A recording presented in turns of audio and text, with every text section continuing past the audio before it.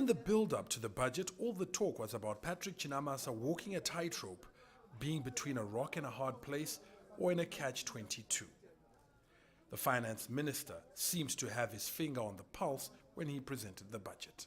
He kind of appreciated the problems that we are facing as a country, the issue of industry being down because of dilapidated machinery, power, you know what I'm saying, disposable incomes going down. So he almost sounded like the World Bank in his analysis of the economy.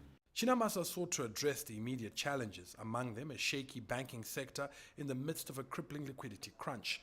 The minister introduced a $100 million interbank trading fund and pledged at least $150 million by March to recapitalize the Reserve Bank so it can play its lender of last resort role.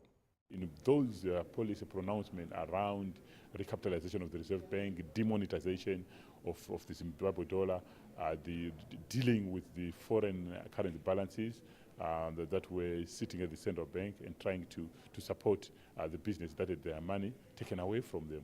That it is a bold step and it's a bold message that the minister certainly wants to restore confidence in the banking sector. Zimbabwe's GDP for 2013 is expected to grow by about 3%. That is expected to jump to 6.4% in 2014 on the back of mineral value addition. Government plans to introduce punitive taxes on diamonds, platinum and gold exported in their raw form. A local geological survey company is being set up to determine the quantum of mineral resources as the country targets borrowing against its minerals.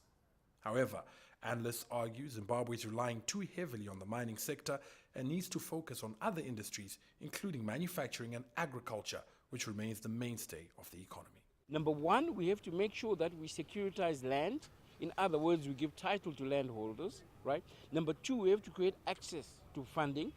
And we have to move away from tobacco and cash crops and grow food crops so we can create food security. That's a fundamental issue that he didn't address. Zimbabwe's GDP is projected to grow to $14 billion in 2014. Government expenditure remains high, in particular civil servants' wages, which account for more than 70% of government expenditure, well above the regional average of 18%.